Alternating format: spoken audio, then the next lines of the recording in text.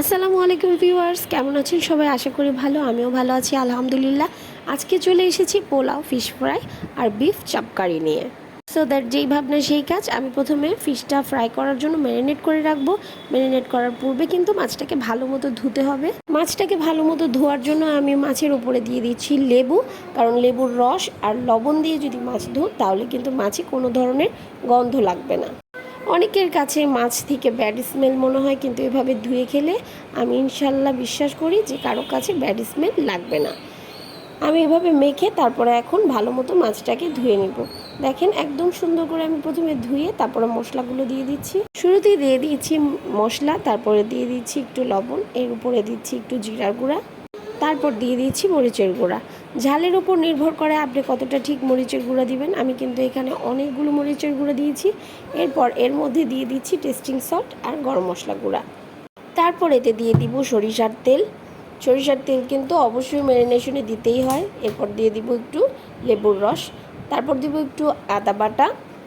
এখন আমি মশলাটা মাছের সাথে ভালো মতো মেখে নিব। দেখেন একদম যেভাবে আপনি কেটে নিয়েছেন মাছগুলোকে, ওইভাবে আপনি মাছের মশলাগুলো ভিতরে দিয়ে নেবেন। তাহলে কিন্তু আপনার মাছটা খেতে স্পাইসিও লাগবে, আবার লবণও কিন্তু আপনার মাছের মধ্যে ভালো মতো ভিজে যাবে।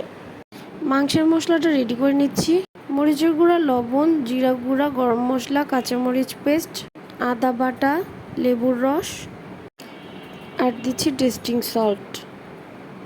এই টাইপের খাবারে টেস্টিং সল্ট দিলে কিন্তু আসলে স্বাদটা একটু বেড়ে যায়। গুঁড়ো দুধ দিয়ে নিচ্ছি আমি একটু ঝালের জন্য। এখন দিয়ে দিচ্ছি একটু হোয়াইট পেপার। এখন মশলাগুলোকে একসাথে সবগুলো মাখিয়ে নিব। মাংসটা কিন্তু আমি আগে থেতো করে রেখেছিলাম। এখন মশলাগুলো মাখিয়ে ভালোভাবে মাংসের সাথে সব মশলা একবারে মিক্সড করে নেব। মাংসটা মিক্সড করার পর বোঝা যাবে আমরা কিন্তু অতিরিক্ত এখানে কোনো মশলা ইউজ করিনি। দেখেন মাংসটা এরকম সাদা সাদা থাকবে। তারপরে প্রায় 4-5 ঘন্টা ম্যারিনেট করার পরে ভাবে মাংসগুলো ভেজে নেবেন। ভাজা মাংস কিন্তু অলমোস্ট সেদ্ধ হয়ে গেছে। তারপর ওই ভাজা তেলের মধ্যে কারিটা রান্না করার জন্য এক এক মশলা দিয়ে দিচ্ছি অনিয়ন পেস্ট, একটু নাড়া দিয়ে তারপর এতে দিয়ে দিব বাদাম বাটা। এরপর লেবুর রসের সাথে গুঁড়ো দুধ অ্যাড করে এতে দিয়ে দিব। ভালোভাবে মশলাটা কষিয়ে নিতে হবে। মশলাটা যত ভালোভাবে আপনি কষিয়ে নেবেন, খাবারটা কিন্তু তত বেশি স্বাদ হবে। এরপর দেখুন মশলাটা থেকে কিন্তু তেল ছাড়া শুরু হয়ে গেছে। এবার আমরা মাংসগুলো দিয়ে দিব। দেখুন এক এক করে সব মাংস এতে দিয়ে দিবেন। এরপর নাড়াচাড়া দিয়ে মাংসগুলোর সাথে মশলাটা ভালোভাবে মেখে নেবেন। তারপর প্রায় 3-4 মিনিটের মতো মাংসটা আবার একটু কষিয়ে নেবেন এভাবে নাড়াচাড়া দিয়ে। তারপর দিয়ে দিব বেরেস্তা। যেহেতু আমরা কোনো কুচি করা পেঁয়াজ এখানে ইউজ করি নি, সেহেতু এখানে বেরেস্তা দিয়ে দিব। এতে কিন্তু খাবারটা অনেক বেশি ভালো হবে। এরপর ঢাকটা দিয়ে ঢেকে রাখবো কিছুক্ষণ। কিছু সময় পরে এতে আবার দিয়ে দিবেন কেওড়া জল উপরে একটু, প্রায় 2 স্পুনের মতো কেওড়া জল দিলেই হবে। তারপর দিয়ে দিব কয়েকটি কাঁচামরিচ। কাঁচামরিচ কিন্তু চিড়ে দিবেন না, আস্ত দিলেই হবে। এখানে দেখুন কারিটা কিন্তু প্রায় অলমোস্ট রেডি হয়ে গেছে। খুবই সুন্দর, খুবই ভালো একটা স্মেল আসছে। এবার কিছুক্ষণ উল্টে পাল্টে দিয়ে জালটা আঁচটা নিভিয়ে দিলেই হয়ে যাবে। এখন আমরা পোলাওয়ের জন্য চাল নিয়ে নিয়েছি এখানে ধুয়ে। অবশ্য পোলাও রান্নাটা সবাই কম বেশি পারে। আসলে পোলাওটা কিন্তু সবাই কম বেশি রান্না করতে পারে। পোলাও রান্নাটা দেখানোর মেন উদ্দেশ্য হচ্ছে আমাদের বাসায় এইভাবে পোলাওটা রান্না করা হয়। আমার কাছে খুবই ভালো লাগে। আপনারা চাইলে এভাবে পোলাওটা রান্না করতে পারেন। এতে কিন্তু পোলাওটা খুবই ফ্লেভারফুল হয়। আর তাছাড়া পোলাওটা একদম গলেও যাবে না, দানাগুলো খুবই সুন্দর থাকে, একটার সাথে আরেকটা লেগেও যায় না, ঝরঝরাও হয়। অনেকের ধারণা যে চালটা এভাবে ভেজে নিলে চালটা আর পরে গলতে চায় না, চালটার মধ্যে শক্ত ভাব থেকে যায়, কিন্তু এটা সম্পূর্ণই ভুল। আপনারা যদি ঘিয়ে চালটা এভাবে ভেজে নিতে পারেন তাহলে কিন্তু আপনার পোলাওটা অনেক সুস্বাদু হবে। আর আমার যেটা মনে হয় পোলাওয়ের আসল হিরোই হচ্ছে গুঁড়ো দুধ।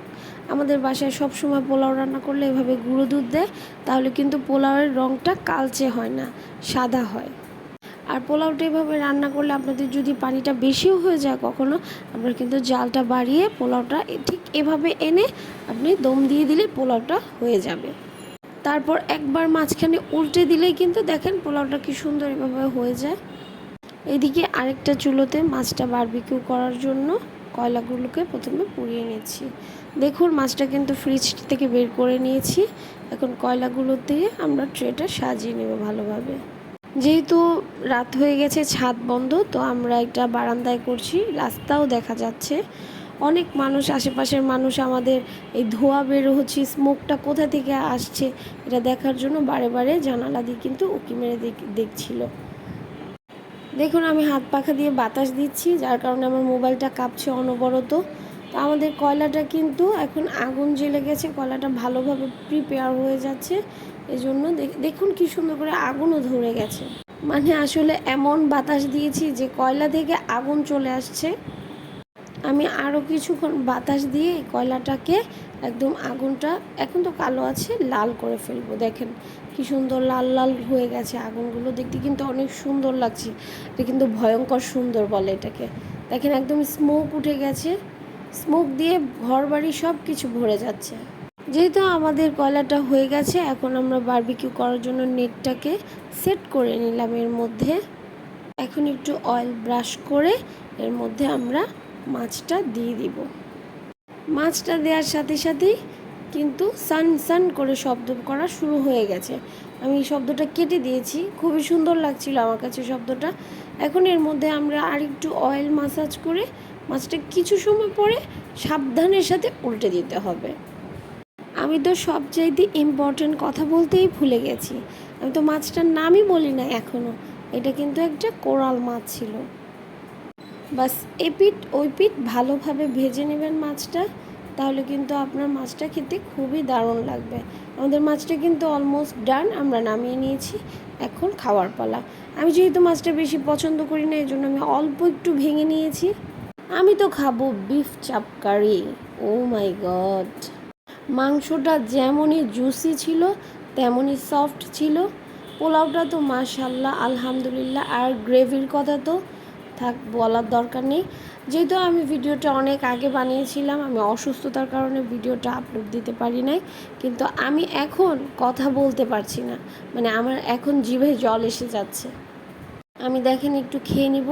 আর কাঁচামরিচ তো অবশ্যই, আমি কাঁচামরিচ ছাড়া এগুলো খাবার খেতে পারি না। কাঁচামরিচ আর লেবু দিয়ে আপনারা বাসায় অবশ্যই সবাই একবার হলেও ট্রাই করবেন। আমি বলছি আপনাদের সবার অনেক ভালো লাগবে। সো দ্যাট আজকে এ পর্যন্ত, সবাই ভালো থাকবেন। আর ঠান্ডার কারণে আমার গলাটা বসে গেছে, আমার জন্য সবাই দোয়া করবেন। সবার জন্য শুভকামনা। আল্লাহ হাফেজ।